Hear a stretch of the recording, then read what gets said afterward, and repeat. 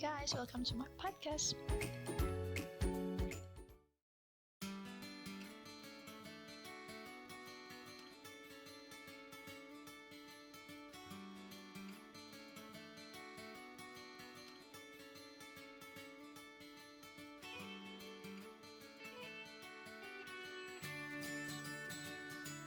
Assalamualaikum, halo teman-teman semua. Kembali lagi di podcast aku. Kali ini aku akan sharing opini aku di segmen bicara episode ke-6. Di podcast kali ini aku akan memberikan opini aku tentang gimana caranya. Aduh, oke. Gimana caranya? Astagfirullah. Gimana caranya supaya nggak jadi kaum rebahan? Oke. Enggak receh banget ya, oke stop. Nah, gimana caranya supaya nggak jadi kaum rebahan? Yang mana kaum rebahan adalah orang yang suka rebahan doang sepanjang hari, oke? Aku pernah mengalami fase dimana aku menjadi kaum rebahan, yang mana cuman ya kerjaannya tidur, mager, pokoknya tidak melakukan hal yang produktif lah. Setelah aku analisis diri aku sendiri, ternyata ini gimana caranya kita memanfaatkan atau mengorganisir atau merencanakan, mengantisipasi waktu luang kita gitu. Jadi kuncinya ada di waktu luang. Ketika kita punya waktu luang, gimana caranya kita menghadapi atau memanfaatkan si waktu luang tersebut gitu. Kalau misalnya kita punya waktu luang yang banyak, sebenarnya kita juga harus hati-hati, maksudnya harus punya plan gitu.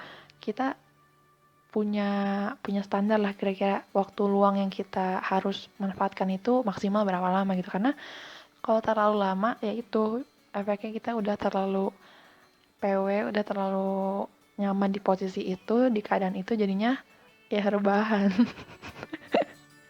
Jadi rebahan gitu guys. Aduh.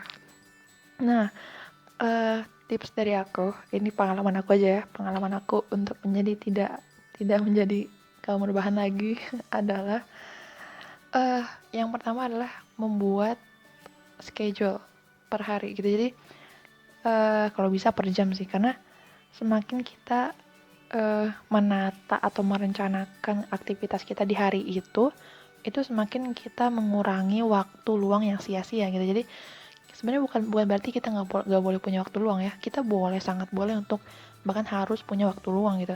Tapi porsinya itu seberapa gitu kan? Yang menjadi masalahnya adalah porsinya itu seberapa.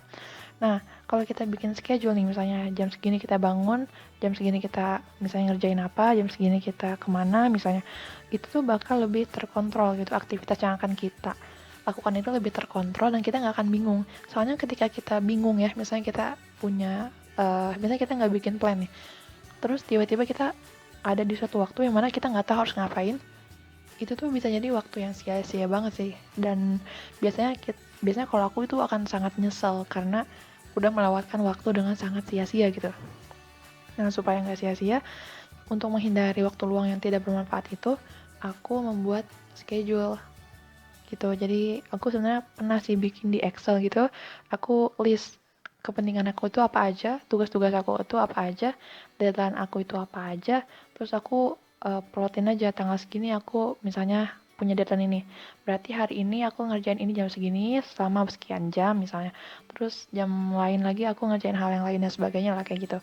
Karena ketika kayak gitu terutama kalau aku pasang notesnya tuh di HP, itu akan ingat terus gitu. Ketika kan kita interaksi dengan HP lumayan, kalau aku sih lumayan sering lah interaksi dengan HP gitu. Jadi ketika buka HP, pas aku pasang jadi wallpaper si notes itu, aku langsung ingat sih, oh jam segini aku harus ngapain, jam segini apa yang harus sudah selesai gitu, kayak gitu. Dan nanti malamnya tuh dievaluasi apa yang udah selesai, aku checklist, apa yang belum diberesin lagi besoknya gitu, kayak gitu. Dan itu sangat-sangat worth it. Jadi bener-bener kerasa lah impactnya gitu untuk menjadi kaum yang tidak rebahan lagi gitu ya, kayak gitu. Tips lainnya apa ya? Tips lainnya kalaupun kita nggak punya kalaupun kita tidak merancang aktivitas kita, tidak merencanakan aktivitas kita di hari itu, bisa jadi yang kedua adalah kalau kita tuh punya banyak kerjaan gitu, atau kita tuh sibuk. Kalau kita sibuk sebenarnya kita udah merancang sih, sebenarnya sama aja, tapi ini merancangnya secara tidak langsung ya. Jadi kita memprogramnya di otak aja, oh jam segini aku harus pergi ke sana, jam segini aku harus laporan ini sebagainya gitu. Menjadi orang yang sibuk itu menurut aku menyenangkan sih, karena itu tadi kita nggak akan kemungkinan untuk menyia-nyiakan waktu itu sangat kecil lah gitu. Tapi juga ada batasnya ya, maksudnya tidak harus kita tuh sibuk setiap hari, atau misalnya seminggu tuh sibuk terus kan, ya nggak baik juga sebenarnya gitu. Nah, eh mungkin segitu dulu aja saran-saran aku, opini aku tentang supaya gak jadi kamu rebahan. Mudah-mudahan ada manfaat yang bisa diambil ya. Oke, segitu dulu aja. Jangan lupa like, comment, and subscribe. And see you in the next podcast. Bye-bye. Assalamualaikum.